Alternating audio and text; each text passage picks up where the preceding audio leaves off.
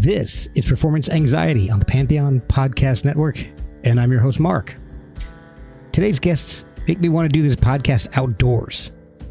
That's because I'm joined by Tim Lee and Susan Bauer-Lee from the band Bark.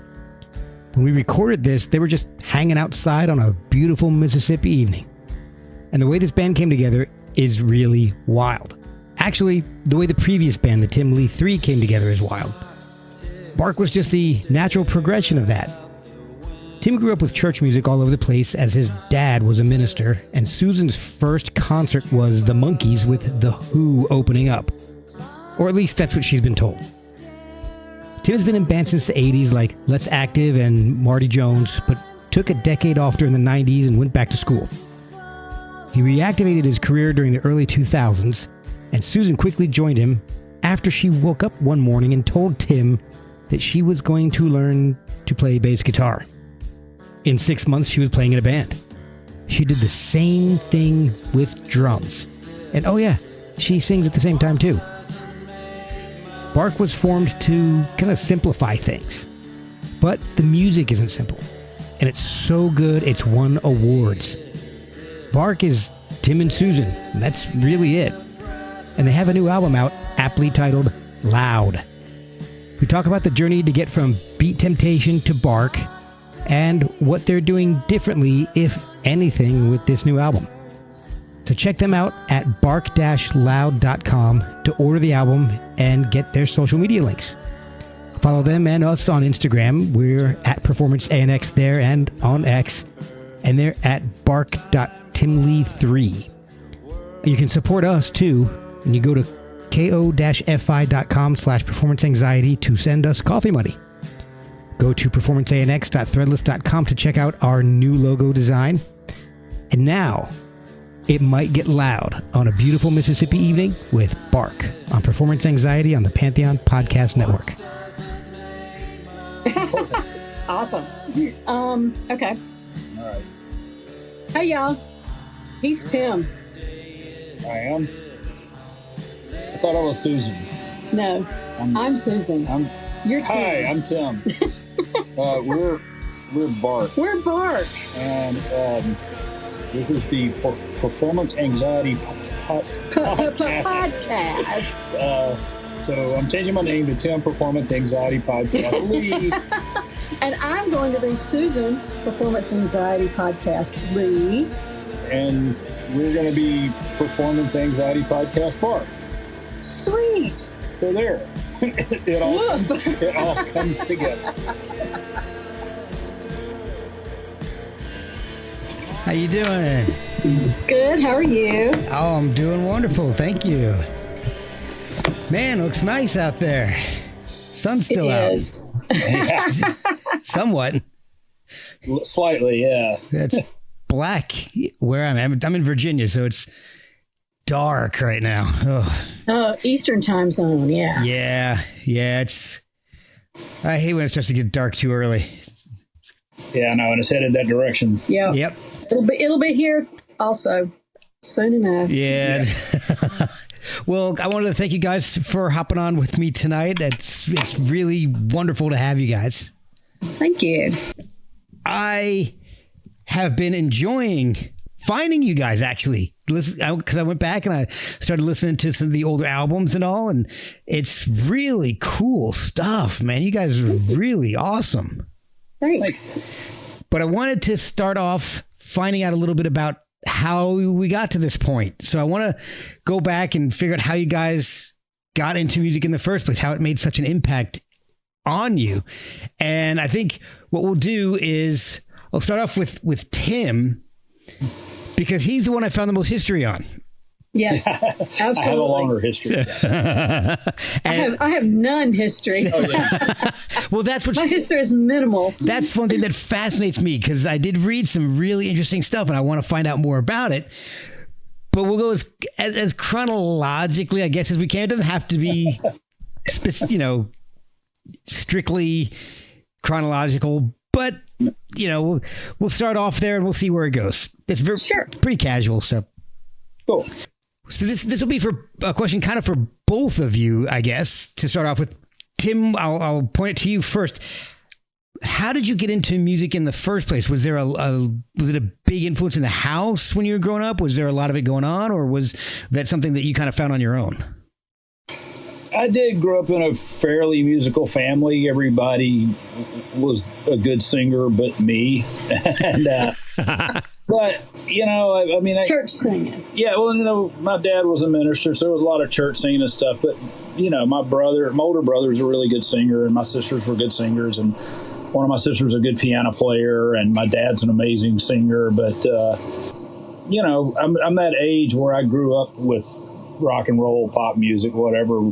The family gathered around the TV when the Beatles were on Ed Sullivan, and I was really small, but I really, that really struck me. Yeah. So then my older brothers and sisters all, they had 45s around the house, Rolling Stones, Beach Boys, and so I was always listening to this stuff. And of course, Top 40 radio, and when I was a kid, was really amazing because it would be country music 1 minute and soul music the next, and yeah. It could be anything. And so I just grew up hearing a lot of music and was pretty much completely eaten up with it from an early age. Yeah. And when I was like 10, my older brother brought home all these albums one day, and they were like, Hendrix and Dylan and Cream and stuff. And, oh, wow. And he was a teenager. He was gone all the time. So I had nothing to do but sit around the room and listen to these records. It was quite an education. And I got really fascinated by like the words on Dylan records and stuff, and trying to figure out what the hell that was all about. Yeah, hey, I'm still trying to figure that out. Yeah, exactly. So imagine a 10-year-old. Yeah. But it was cool. And then by the time I got to junior high, all of my friends were into music. So it was kind of a super fascination thing. But my family moved around a lot because of my dad was a minister, and so I spent a lot of time on my own. And so I ended up, music ended up being like a real personal thing, like something that really was, that was my friend, was music. Oh, wow. And so I really enjoyed digging up music that other people didn't listen to. So, in Mississippi in the 70s, my friends were not listening to the New York Dolls, and they were not listening to Velvet Underground, and I was, I was listening to Thin Lizzy and Leonard Skinner like them, but I was also listening to this stuff that none of them knew about, and that was my favorite stuff, because that was like my music, But I know exactly what you mean. Yeah, and when I was 13 or so, this kid moved into our neighborhood that had a guitar and an amp, like the cheapest ones you could possibly get. But, it made an unholy racket. So we were all like, whoa. And, so that was it for me. I had to play guitar. Anything that was that annoying sounding, I had to be involved in. Had you taken any other instrument lessons before this, or was that your first instrument? No, that was it. And then there was, fortunately, somebody had given my older brother a guitar, and it was in the back of the closet. And I pulled it out. It didn't have a bridge, only had 3 strings. And my dad, being the saint that he is, took me down to Skeets McWilliams' guitar shop, and they got that thing. I won't say it was playable, but it was sort of playable. It was better than it was. Yeah. Yeah. And so I was all about it, and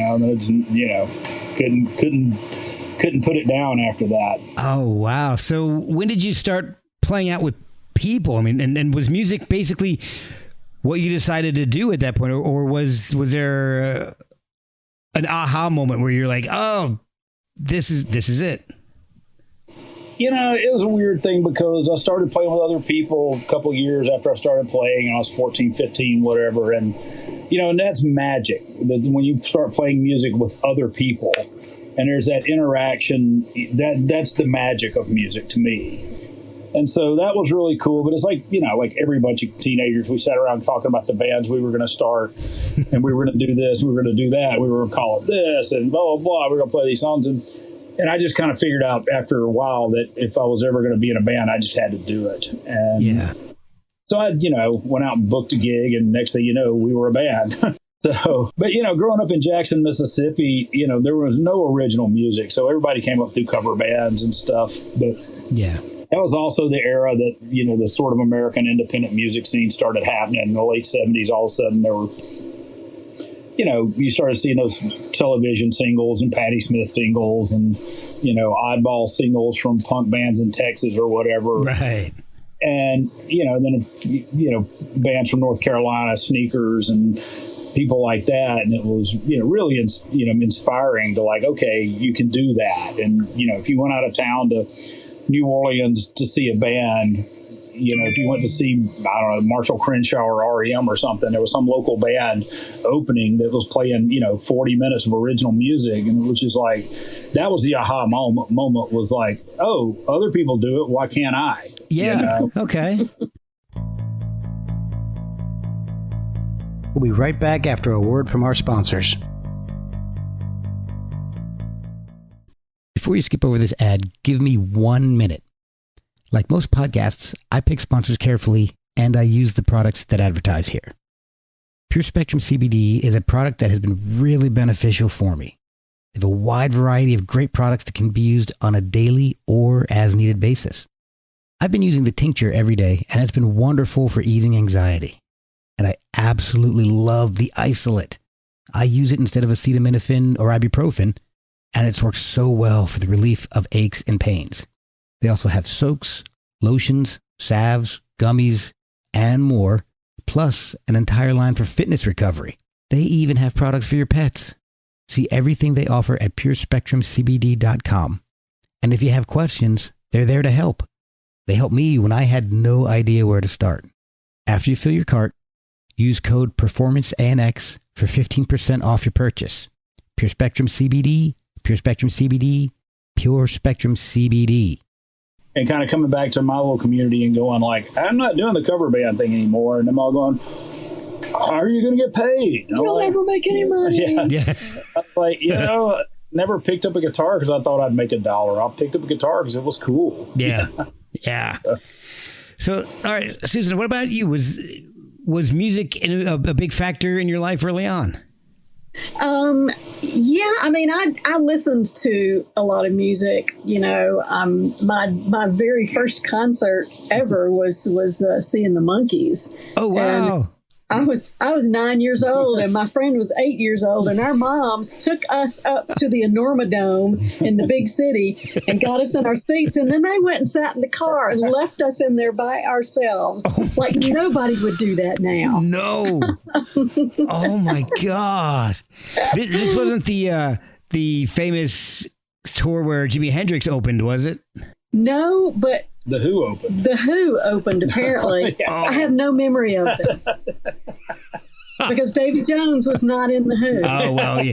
I get it. Yeah. I mean, you can see where I'm coming from at that point. But, and I took piano lessons as a kid, but, my piano teacher never would let me play like popular music or anything. So no last train to Clarksville for you. Yeah. But I got bored with it, so I quit piano lessons, but I didn't pick up anything else because it never really seemed like an option for me, in a small town in South Mississippi. And it literally was not until about 20 years ago, I woke up one morning, a Saturday morning, like lightning had struck me. And I turned to Tim and I said, I want to learn how to play bass. And he got up, didn't say a word, got up, walked out the door, went to the pawn shop, bought me a cheap little Odano, and brought it home and started teaching me how to play bass. And in 6 months, I was playing in his band. That's incredible. Yeah. That is absolutely incredible. But I mean, after we got married, we were going all over the place to see music. We sort of from where we were living in Jackson, and then, we eventually moved to Atlanta a couple of times and just stuff like that.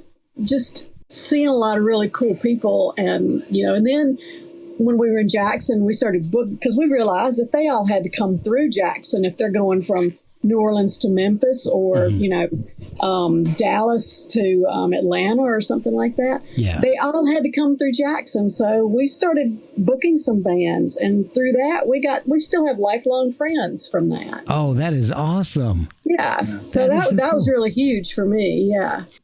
Tim, at what point did you start recording? I mean, I was looking at what you've done in the past. I've listened to Beat Temptation, which ripped, man, especially that solo at the end of the talk. Wow.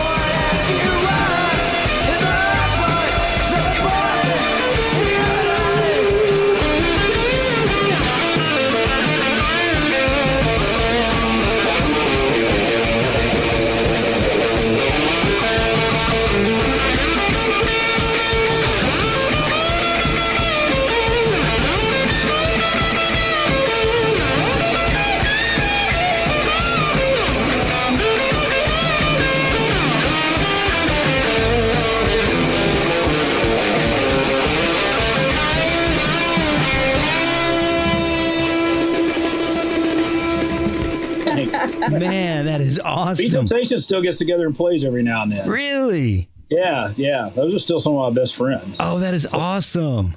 Yeah. That album was so cool. Oh, I really enjoyed listening to that. That was great. And you moved on from Beat Temptation to playing with Mitch Easter in Windbreakers, right? It all was kind of mixed up together at the same time. Yeah, I was looking at the dates and all, and it seems like there's a lot of overlap at that point. There was very much, but we, like once I decided I was going to do original music, that was the goal, was to make one of those little 7-inch records, like, all those cool bands had already done. Yeah. And so we did, the first Windbreakers record in like 1982 or something. But I see that girl, she's sitting over there in the corner all alone. And I wish that she would just give me a chance. And I wish that I could ask that girl to dance. Well, I tried to call her on the telephone, but I had to hang it up. 'Cause my hands were shaking and my heart was aching. I didn't have the nerve. But I see that girl, she's walking down the street. I want to talk, but I think she got people to meet. And I wish that she would. Then we, and that was really early on in the American independent scene, but it was, so we did that one. We did a second EP that we recorded with Mitch Easter, and we got to be friends with him. This was, again, really early on. It was probably 1983 or something. We had done the first record, and recorded in this terrible studio that was like not a great experience. But we knew Mitch because he had a connection to the DBs and stuff, because he was in Sneakers, and he also we heard some solo tracks that he did on some New York compilation, and so we were kind of fascinated with him. And then like one day I read that he had a recording studio, so we literally called Winston-Salem Directory Assistance and called him up. And we're like, "There's Rubes from Mississippi. Hey, we want to record."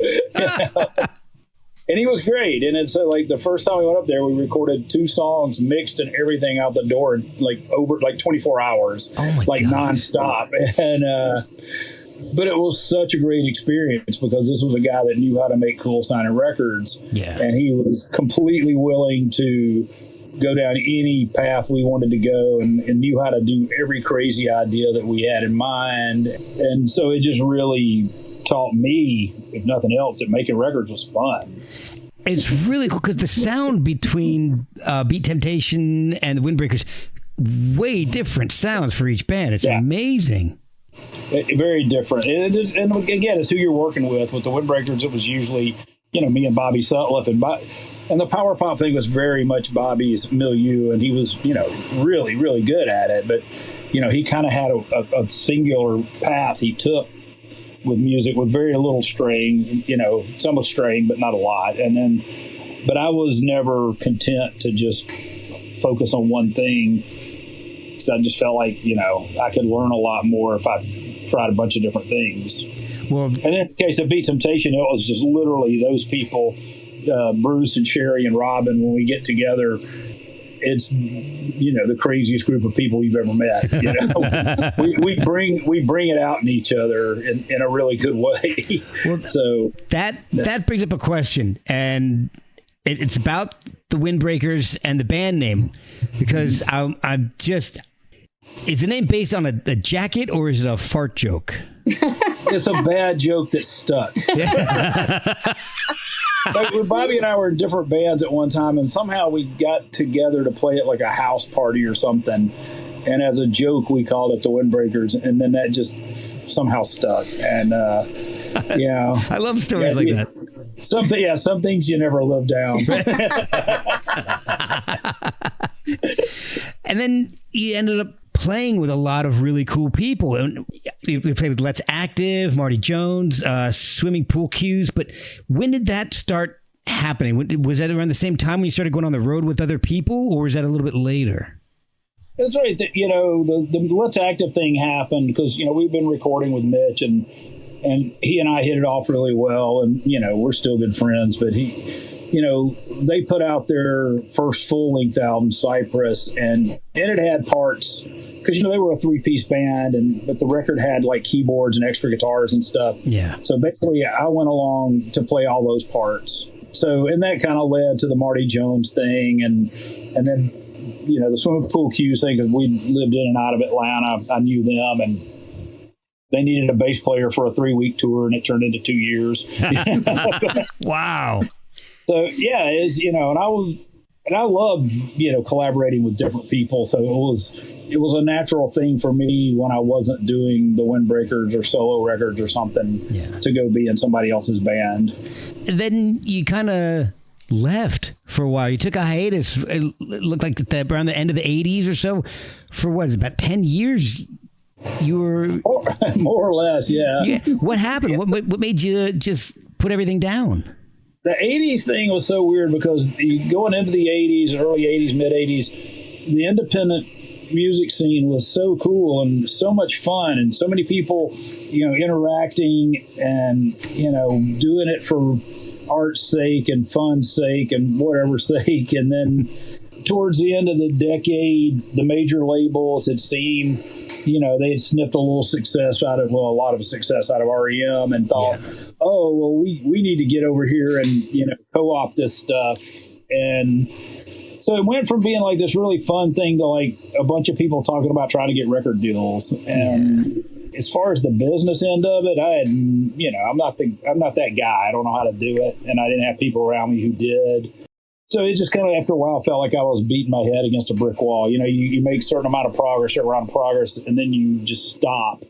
And there just was no logical, and things kind of started going south on me. And so I just decided, you know what, I don't have to do this. And I mean, I love doing it, and I do to this day, but I was fine with kind of stepping away and seeing what else fell into place. So it was just like, I'm just going and get a regular job at that point? Yeah, I went back to school and stuff. I taught school for a while. Awesome. But when Susan decided to start playing, I was kind of thinking about it and, kind of easing back into it a little bit. But then, because I always say this, I felt like I had done everything I was going to do in music. Yeah. There was nothing else I was going to accomplish. But when Susan wanted to do it, all of a sudden, everything I could see, everything happens through a new set of eyes, and it's all, so you get to do it again in a way. It's like a reset. And so, now I'm just at the point where I love playing music with Susan. So as long as she wants to do it, I want to do it. And if one day she wakes up and doesn't want to do it, then I won't want to, probably. So how did the two of you meet? About 100 years ago. We met at a fraternity party at a school that neither one of us were going to. That is a great story. My brother was a entertainment chairman for Rush Week at Millsaps College, the Pike House. Okay. And had hired Tim's band to play the finale party, Rush party or whatever. And then, not realizing that the two of us were going to meet, he asked me to come to the party to, tell everybody how great he was. You're pimping your little brother. I'm pimping my brother. Oh, that's great. But also at the same time, my parents were worried about me because I wasn't dating anybody or married or making grandchildren or whatever, it was expected of me. So it was going to be one of those golden opportunities, according to them, that I could meet somebody. Well, I met Tim. Yeah, I think they thought you were going to meet some kind of young Hitler Republican or something. He got me instead. Lucky me. Yeah, all the luck in the world. That is awesome. So you ended up pulling Tim back into music. So literally it was just like you woke up one day and just decided you wanted to play bass. I did. That's awesome. It literally, I don't know if I was dreaming it or what, but it literally felt like I had been struck by lightning. Wow. It was like, it was a aha moment. I want to learn how to play bass. And you'd never written music before? You hadn't played music since you were a kid? Wow. Nope. So she started playing bass and then eventually started singing and then started handed me, little Post-it notes with lyric ideas, and the more she did, the better it was. I mean, because Susan's a great singer and a great songwriter. Oh yeah. So, what was the first song you two worked on together? Real Bad Habit. Real Bad Habit. Yeah. Yeah, that's on. Yeah. It's on my album Concrete Dog.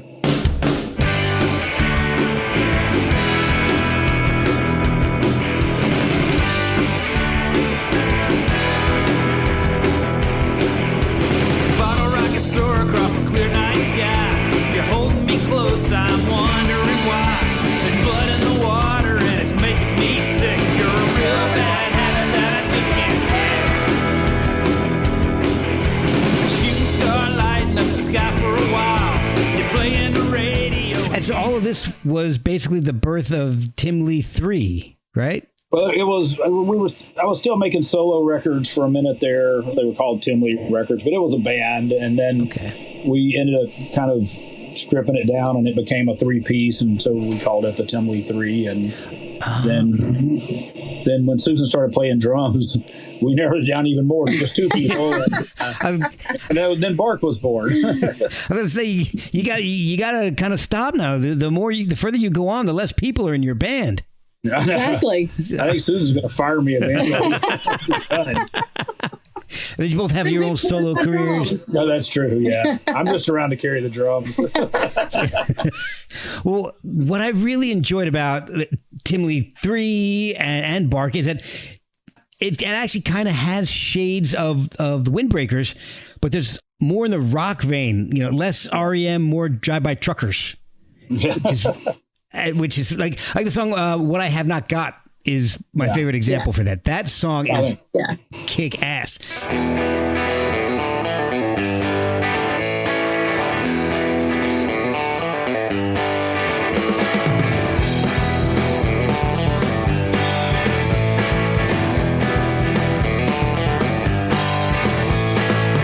The journey started when I was young. I had some big plans, just like everyone. And that's definitely got more of a Southern rock feel in the Drive-By Truckers vein than the REM jangly pop sound of Windbreakers. But I still hear a connection to it. So I really like that you're kind of bringing all your experience into, well, now Bark. Yeah, and that's what just the idea is. Everything you do, you want to bring it all together, and your influences come from everywhere. Mm-hmm. Yeah, absolutely. Tim Lee, you guys put out several albums. I mean, I think Tim Lee 3 was together for about 10 years or so. 10 years, at 10 years. Mm-hmm. Yeah.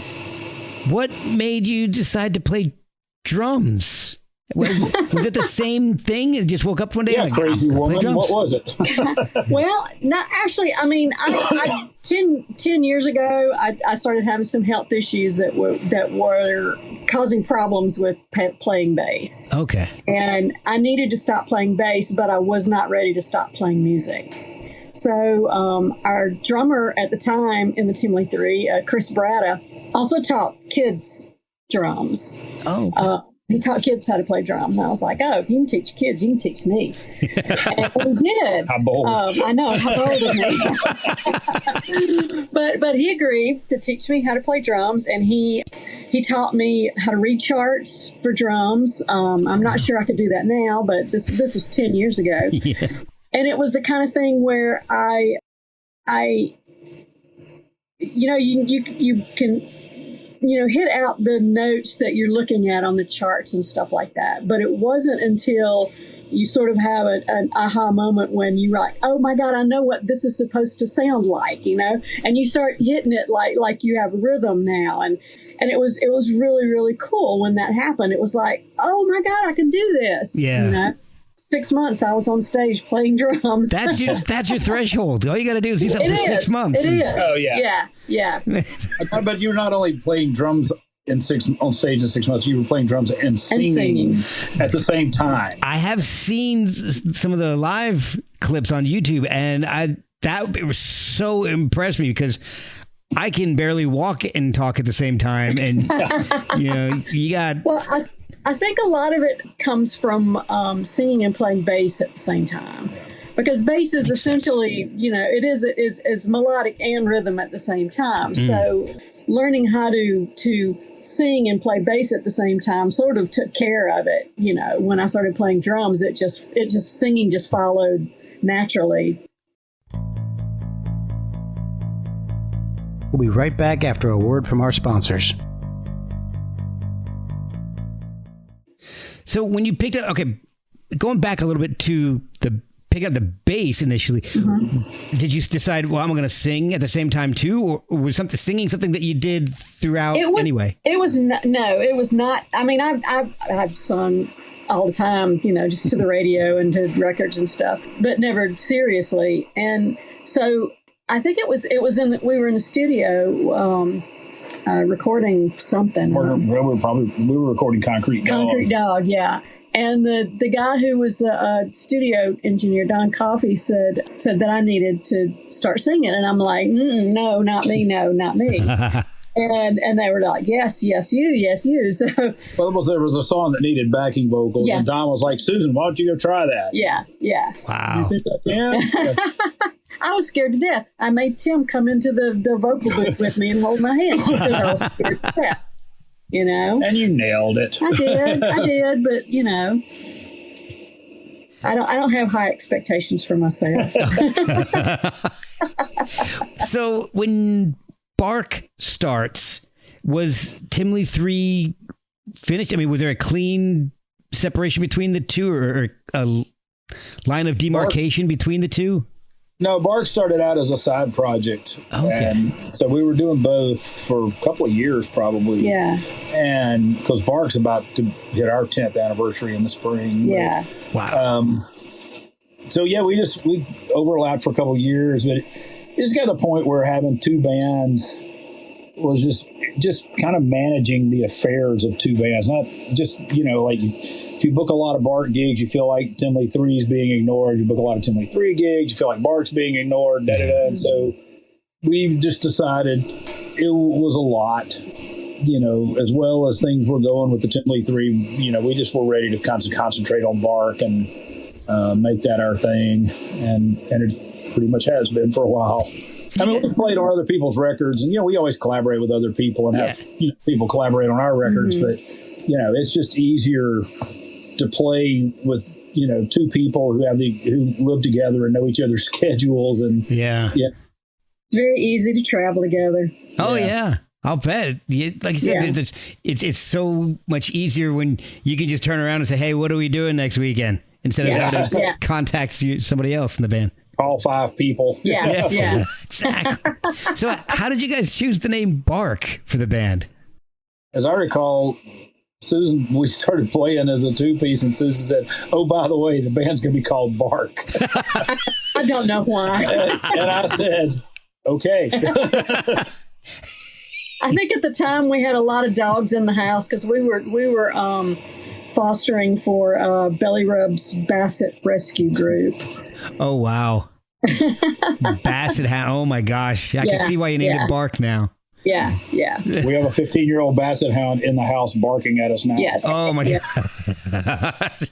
I've got an 8-year-old, what is he? Australian Shepherd boxer mix just waiting to get out. Oh, wow. The most nervous dog on earth. He's actually, like, he doesn't care about anything. He's just like if he wants to be petted, he'll come over and let you pet him. If you don't want to be petted, he'll just walk away from you. He's hilarious. I love him. So I went back and listened to a bunch of the older Bark material, and there is some amazing stuff in there.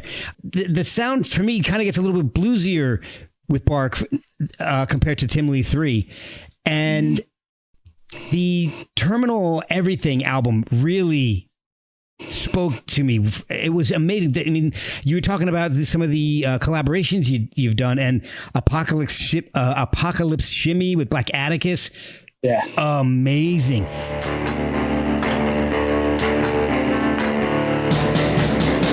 Blackout Bible with a bloody rhino and a tin revival with a broken rifle. Kill the rivals with an open Bible. You can find your idols in a fallen title. Where you read, remember, infinite spiral. Time spinning on a muddy final muddy, but the water's clear. Clearly y'all ain't around from here. Stomping around like it's a good idea. Sugar shaking on the city's here. Ready? Let me run this by you. Run the bayou, don't you let them buy you. Get the Geico, we can get the Cairo, we can save them. And I absolutely love, one of my favorite songs of any Bark album I've heard is Chimneyville with Mike Baguette. Mike, Stuck to the pavement when you cross the street.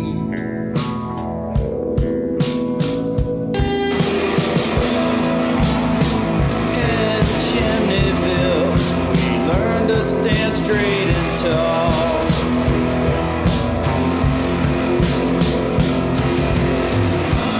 Like the structures that remain, follow and Sherman see after Vicksburg's fall.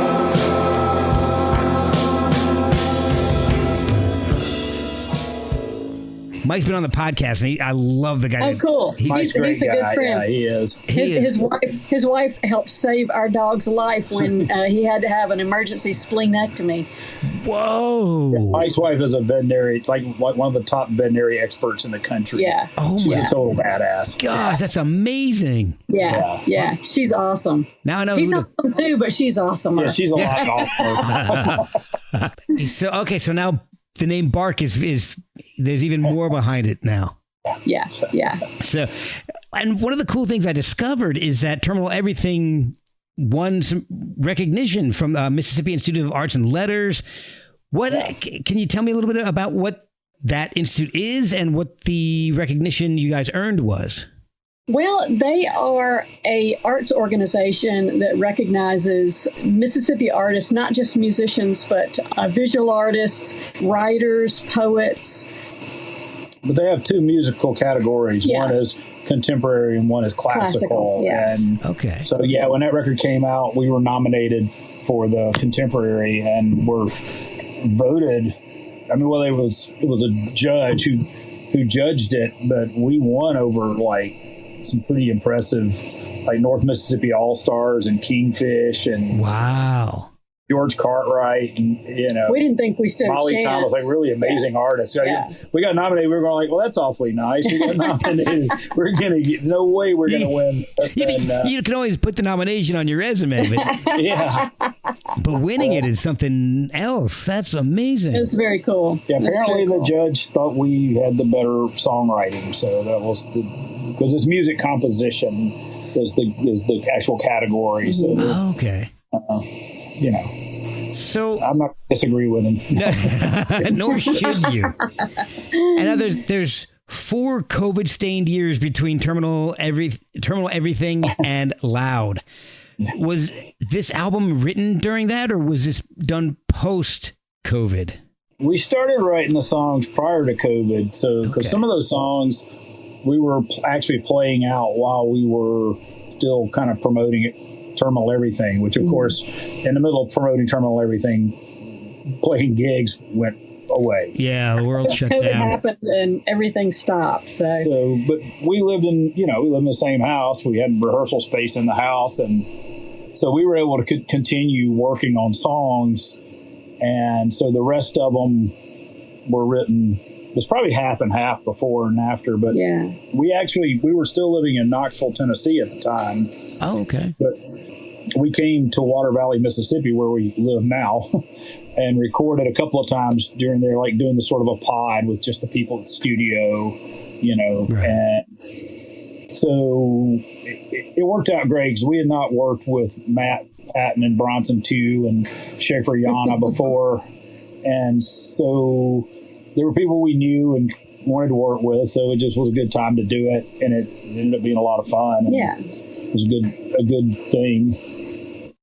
Working through the pandemic, did that change how you guys did anything with your music? Because you're already living together and spending as much time as possible together. Did everything, was the writing process, did that just kind of keep going the way it had been, or did it change with, the world falling apart?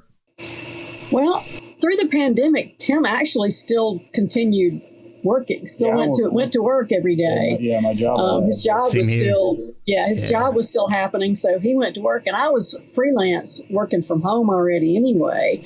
So it really nothing really changed all that much, except that we couldn't go out and play. Yeah. And I'm a guy that goes out and sees live music all the time when he's not playing. Yeah, I couldn't do that. So I'd say as far as the songwriting, the thing that changed was just that we weren't, road testing the songs when we wrote them. So we probably spent, with Terminal Everything, we started spending more time on the arrangements of the songs and trying to find the best way to do them, or as Susan says, let the songs tell us what they need.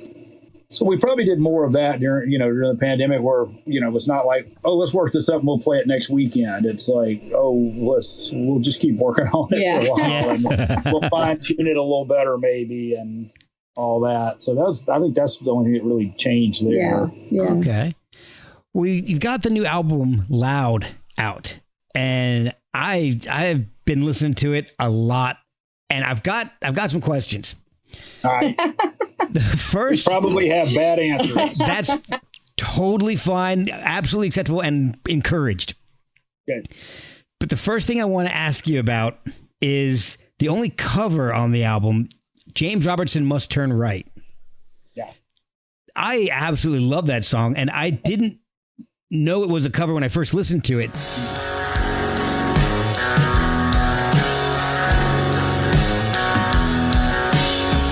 James Robertson must turn right, or else there's gonna be trouble. James Robertson must turn right to find his way back home. And Hutchison must turn left to keep this old world spinning. And Hutchison must turn left to find her way back home. I couldn't find another version of that, but it was written by David Only, right? Yeah. How did you guys find it? And is it,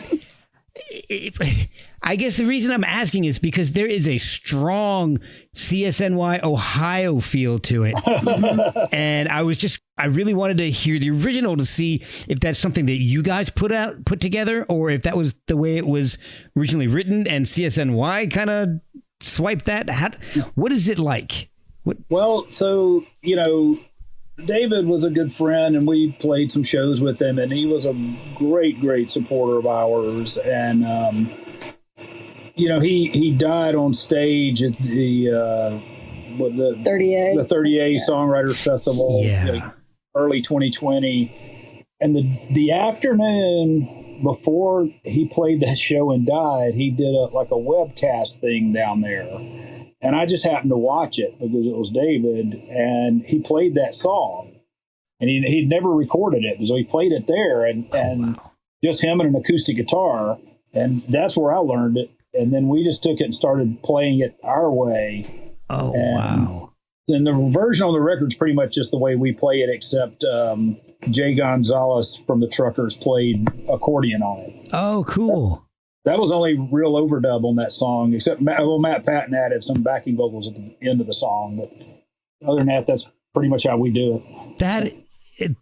Wow. That really blows me away. That's amazing. So there's no other recorded version of that. Not that I know of. Yeah. Oh, cause did that podcast or that stream, whatever it was he did, is that available somewhere? It probably is. Yeah. But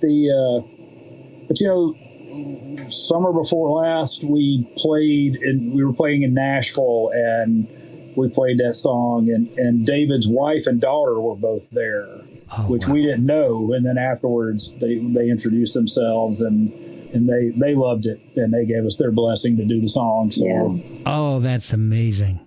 Yeah. So wow. Cool. The next track that really just blew me away was Rock Club. I love that song. That's a fun song. It is. It's got such this great, Dirty Stones feel to it, and it just matches the lyrics to it. I love it.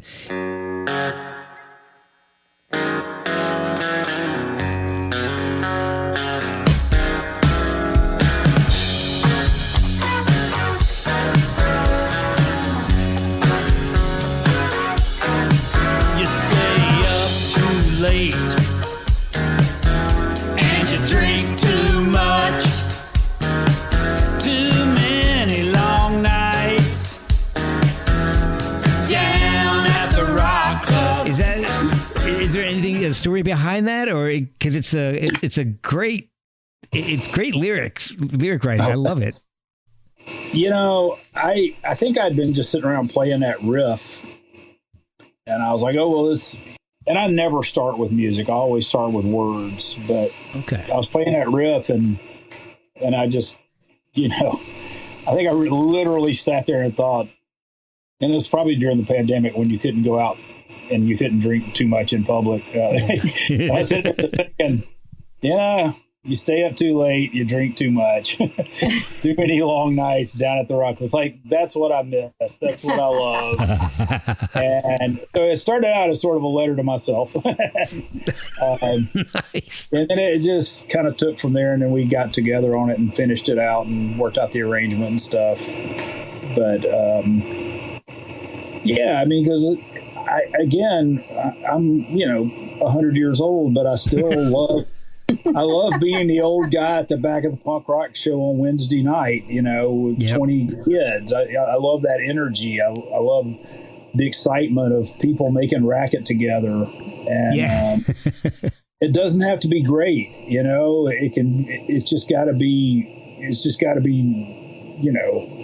honest or something, as long as there's that energy and excitement, then I'm all about it. And when I was younger, of course, I thought I knew everything about music, and I was super judgmental, and I just, I know what you mean. Yeah, and I just refuse to be that way now. Like, I don't even like to give my opinions on most music, because it's pointless. They're my opinions. They shouldn't mean anything to anybody else. Exactly. Exactly. I know exactly. I feel exactly the way you do. I keep those opinions to myself as much as possible. Yeah, because nobody wants to hear them anyway.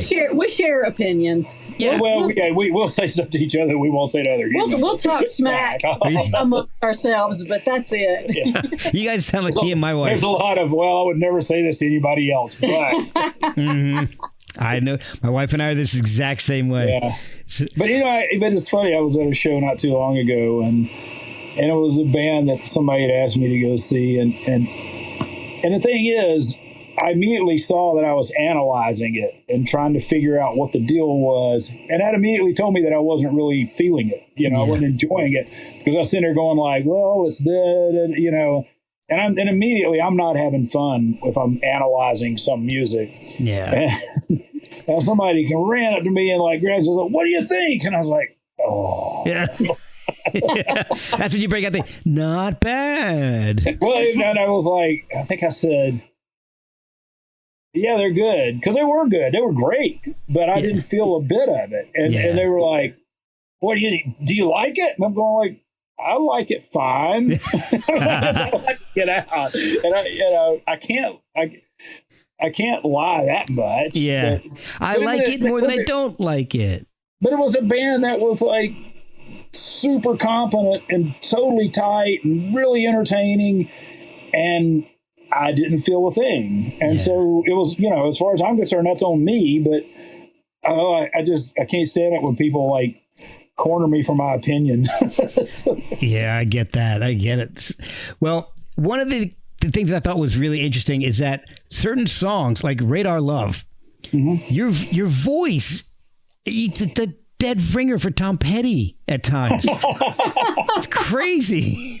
Well, anybody that came along in the South in that era probably has some of that. Yeah. Okay. I understand that too. I'll take that as a compliment. And it's meant as one, for sure. Yeah. Well, I'll take it. Flying under your scope like a reporter. I got the dope. Hey, wanna meet me down at the bar? I just wanna be on your radar.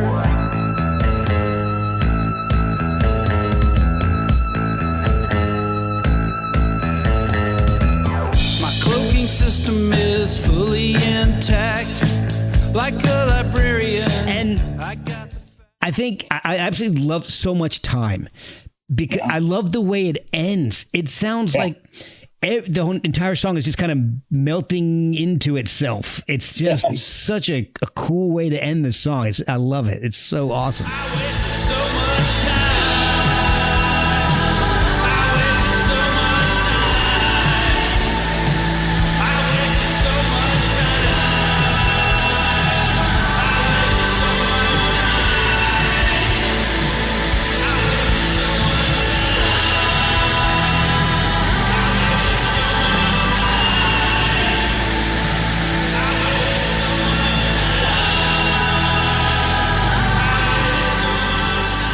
Thank you. Yeah, that was very much, a mixing thing. Yeah. Bronson and Matt were kind of, as we were mixing it, Bronson started going these directions. Matt's like, take it farther, and then between the two of them, because the song wasn't even quite that long. I think he added some of it back in, added some of it back in, so there'd be more space for it to fall apart. And it was one of my favorite things. It's really cool.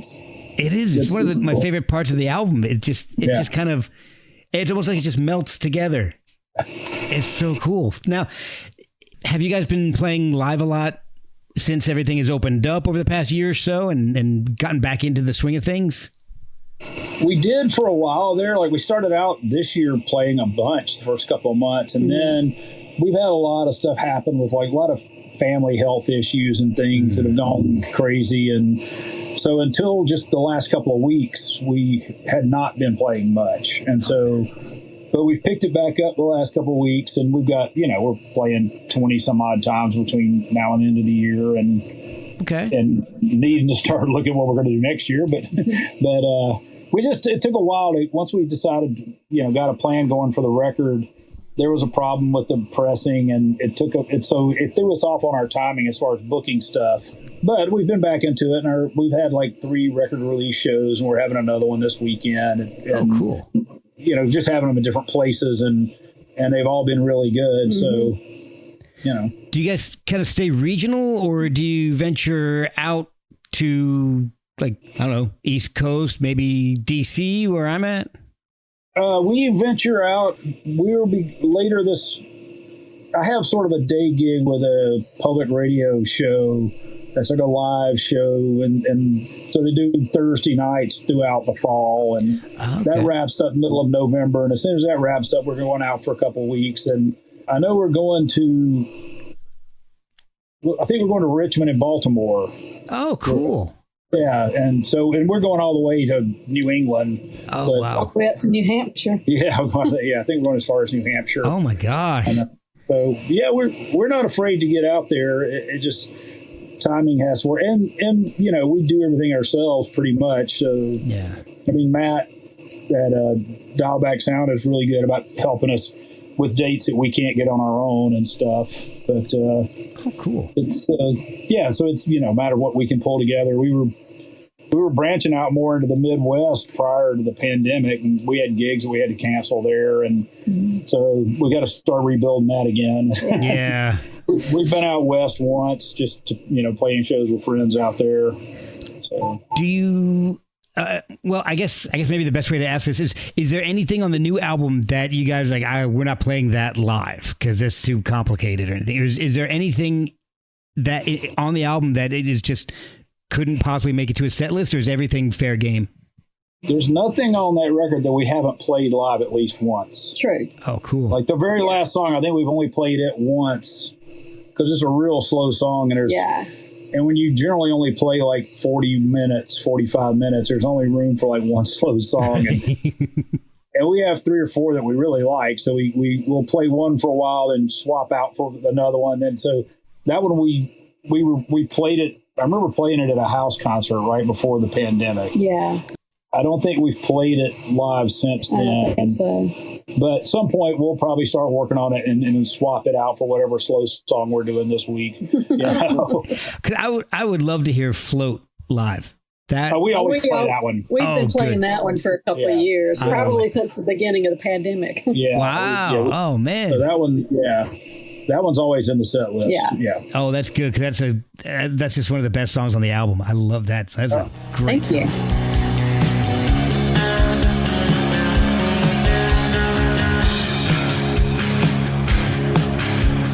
feeling kind of still, looking for a thrill when we offload.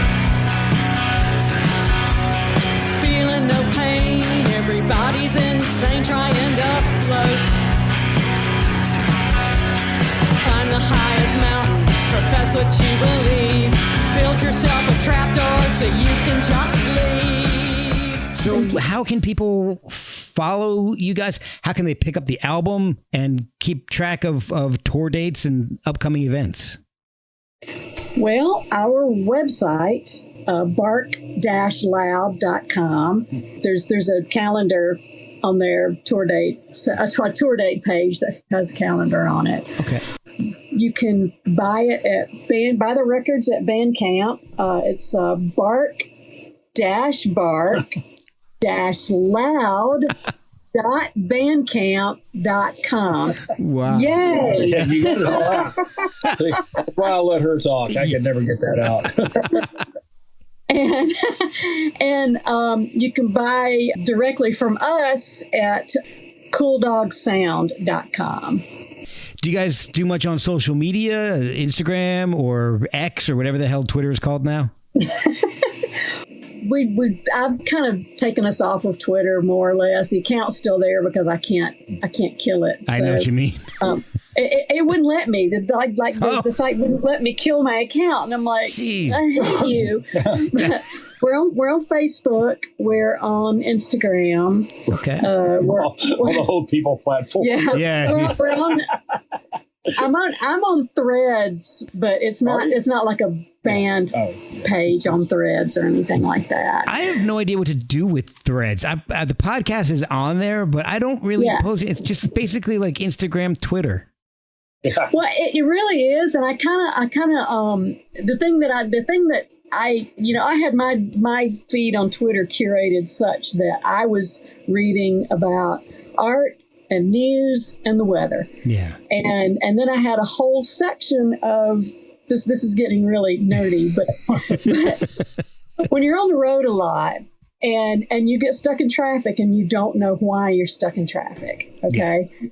The best thing that ever happened on Twitter was the 511 accounts, which are official highway department accounts on Twitter. Wow. And so I started finding them, first there was a Knoxville one, and then I realized there's a Tennessee one. And then I realized that there was states all over the place that had 511 accounts. I didn't know about Twitter. This.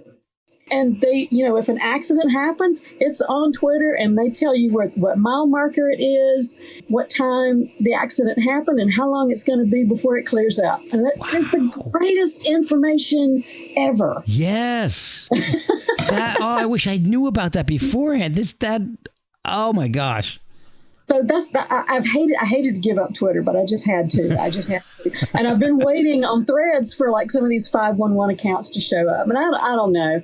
It's just so frustrating when you get stuck in traffic and you don't know why and how long you're going to be there. I know. You can look for alternate routes, but you take an alternate route and the accident's going to be cleared up in 5 minutes, then, yeah, that was dumb. But everybody else takes the alternate route and then you're still stuck in traffic. Exactly. So, but see, I'm the navigator. He drives, I navigate. So, well, I love this album. I love the sound of Bark. I love what you guys are doing, and thank you. I'm hoping I can come see you guys when you come to Baltimore.